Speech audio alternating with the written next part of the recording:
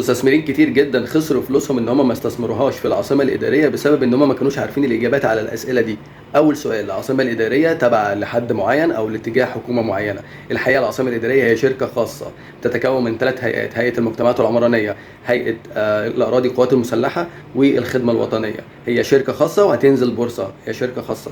اتنين: العاصمه الاداريه بتاخد فلوس من الدوله. الحقيقه العاصمه الاداريه السنه اللي فاتت محققه ارباح 30 مليار جنيه ودافعه ضرائب 8.6 مليار جنيه، يعني هي اللي بتدخل فلوس لخزانه الدوله مش العكس. تاني حاجه ان العاصمه الاداريه هي مؤجره، شركه العاصمه الاداريه هي مؤجره المقرات الحكوميه للحكومه، يعني الحكومه غير مالكه لهذه المباني، دي هي مؤجراها من شركه العاصمه الاداريه.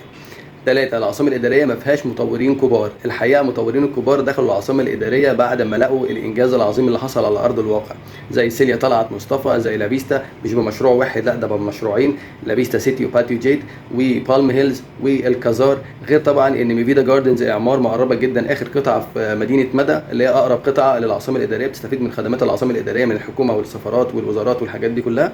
بلس كمان ان المشروع برضو بتاع سوديك ايست فيل قريب جدا جدا من العاصمه الاداريه. هي مدينه مدى عامه كلها على حدود العاصمه الاداريه، المدينه المخصصه لكبار المطورين. أربعة: العاصمه الاداريه ما فيهاش لاند ماركس. يعني الحقيقه ان العاصمه الاداريه هي اصلا مبنيه على اساس اللاند ماركس، زي مثلا ايه: مدينه رياضيه، مدينه طبيه، الاكسبو سيتي، مدينه الانتاج الاعلامي، مسجد مصر، الكاتدرائيه، النهر الاخضر، برج الايقوني، ومنطقه السي بي دي، وحدث ولا حرج.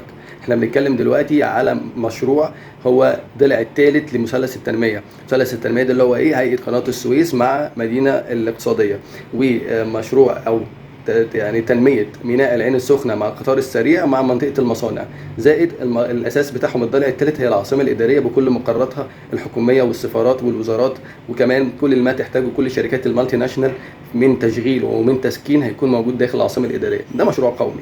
المشروع ده هيكون ساكن فيه اكتر من 7.5 مليون نسمه، بيوفر اكتر من 2 مليون فرصه عمل، وبيدخل عمله صعبه داخل مصر، مغتربين خارج مصر بيحولوا وبيشتروا عقارات هنا موجوده، بيفتحوا شركات. فاحنا دلوقتي تحويلات المصريين من الخارج عدت السنه دي 40 مليار دولار، ودي اول مره تحصل في تاريخ مصر.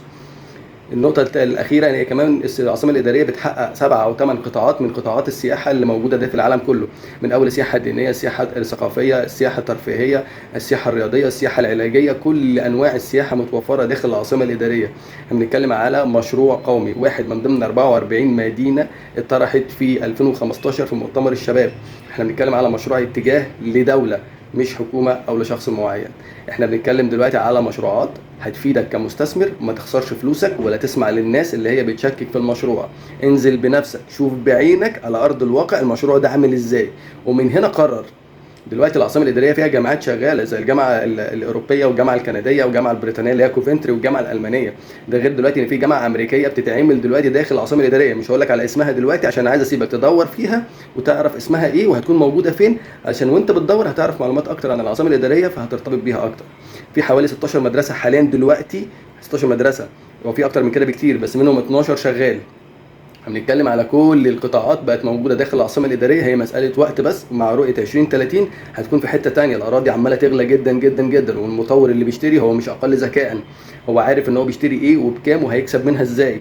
فالحق خش العاصمه الاداريه باستثمارات، وما تسمعش للناس اللي حاولت تهمدك وتقلل في شكل الاستثمارات بتاعتك داخل العاصمه الاداريه. نفس الناس اللي قالوا لك بلاش مدينه نصر، نفس الناس اللي قالوا لك بلاش التجمع ده بعيد في الاول، دلوقتي نفس الناس بيقولوا لك برضه على العاصمه الاداريه. ما تغلطش غلطه جدك. لو مهتم تعرف اكتر على مشروعات العاصمه الاداريه اذا كانت سكني او تجاري او ازاي تستثمر في العاصمه الاداريه، يا ريت ما تترددش ابدا ان انت تكلمني على الرقم الموجود تحت ده، وان شاء الله اقدر اساعدك. شكرا.